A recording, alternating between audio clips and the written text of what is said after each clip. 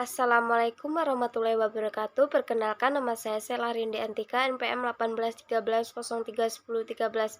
Baiklah, di sini saya akan menjelaskan tentang hubungan pencemaran lingkungan hidup dengan kegiatan konsumtif masyarakat.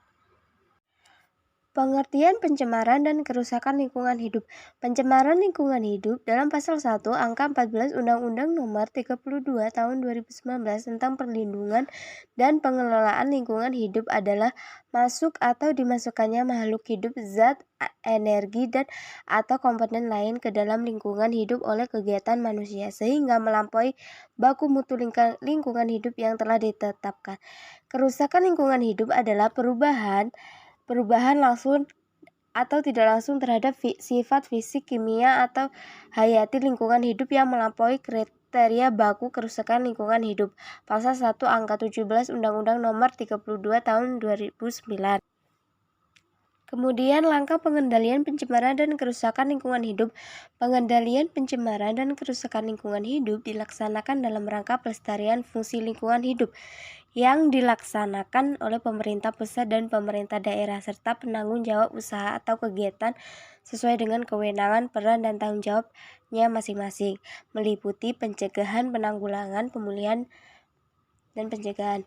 Kemudian instrumen pencegahan pencemaran dan kerusakan lingkungan hidup terdiri dari kajian lingkungan hidup strategis KLHS atau ruang baku mutu lingkungan hidup, kriteria baku kerusakan lingkungan hidup, analisa mengenai dampak lingkungan atau AMDAL, upaya pengelolaan lingkungan, upaya pemantauan lingkungan UKL atau UPL, perizinan instrumen ekonomi lingkungan hidup, anggaran berbasis lingkungan hidup, analisis risiko lingkungan hidup, dan audit lingkungan hidup.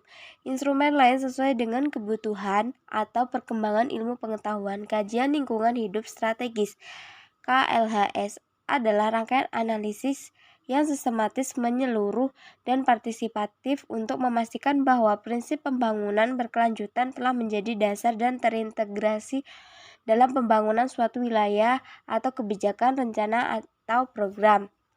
Kemudian, untuk menjaga kelestarian, fungsi lingkungan hidup, dan keselamatan masyarakat, maka setiap perencanaan tata ruang wilayah wajib didasarkan pada kajian lingkungan hidup strategis atau KLHS dengan memperhatikan daya dukung dan daya tampung lingkungan hidup. Analisa mengenai dampak lingkungan AMDAL adalah kajian mengenai dampak penting suatu usaha atau kegiatan yang direncanakan pada lingkungan hidup yang diperlukan bagi proses pengambilan keputusan tentang penyelenggaraan usaha atau kegiatan.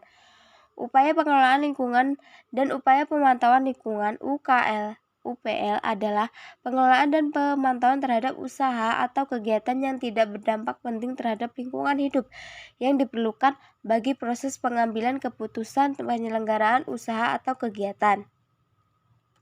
Kemudian, perizinan di sini adalah izin lingkungan adalah izin yang diberikan kepada setiap orang yang melakukan usaha atau kegiatan yang wajib AMDAL atau UKL UPL dalam rangka pelindungan dan pengelolaan lingkungan hidup sebagai persyarat untuk memperoleh izin usaha atau kegiatan. Anggaran berbasis lingkungan hidup maksudnya anggaran yang cukup untuk pembiayaan kegiatan perlindungan dan pengelolaan lingkungan hidup dan program pembangunan yang berwawasan lingkungan hidup. Analisis risiko lingkungan hidup ini meliputi pengkajian risiko, pengelolaan risiko, komunikasi risiko, dan diatur lebih lanjut dalam peraturan pemerintah. Kemudian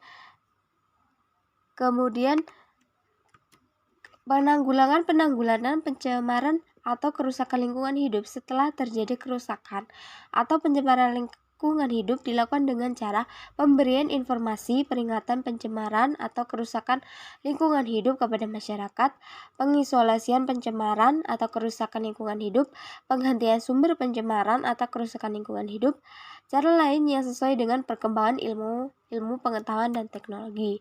Nah, hubungannya antara budaya konsumtif dengan pencemaran lingkungan.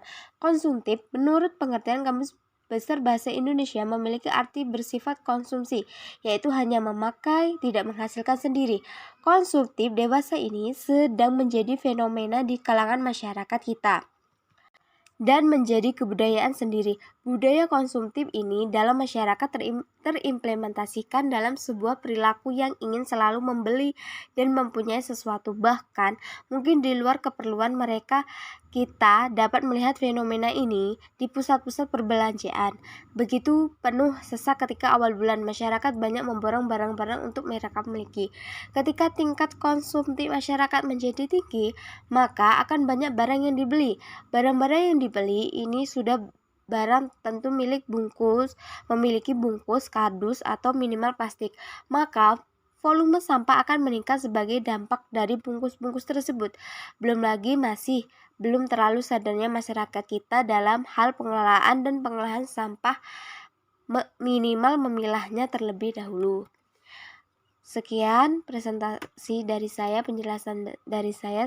Apabila ada kekurangan, saya mohon maaf. Saya akhiri. Wassalamualaikum warahmatullahi wabarakatuh.